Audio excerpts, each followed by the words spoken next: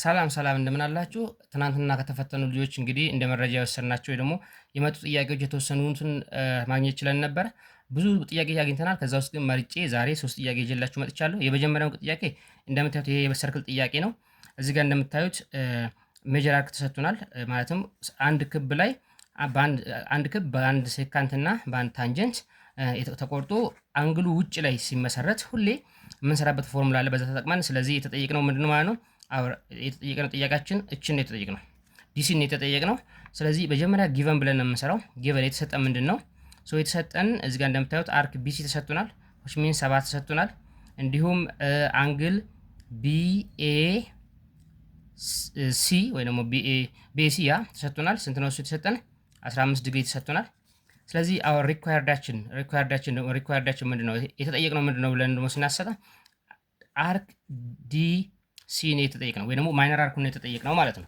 ስለዚህ በዚህ ሰዓት ምንድነው የምናደርገው? እንደምታውቁት ቱ ፋይንድ አንግል ቢኤሲ ውጭ ላይ ስትመሰረት አንግሏ ሁሌ ሜጀርመንት ኦፍ አንግል ቢኤሲ ለመፈለግ ሁሌ ምንድነው የምናደርገው? 1/2 ሜጀርመንት አርክ ቢሲ ሜጀር አርኩ ማለት ነው ሲቀነስ ማይነር አርክ ነው የምናደርገው ማለት ነው። ቢሲ 1/2 ሜጀር አርክ ኦፍ ቢሲ ሲቀነስ አርክ ዲሲ ነው የምናደርገው።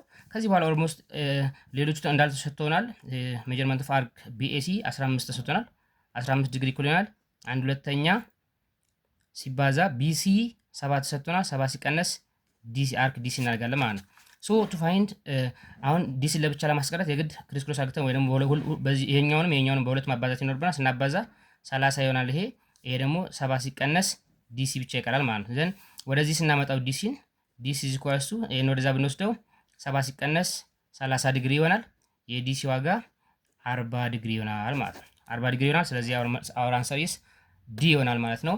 ሶ እንደዚህ ያለ ጥያቄ ሲመጣላችሁ በዚህ መንገድ መስራት ትችላላችሁ።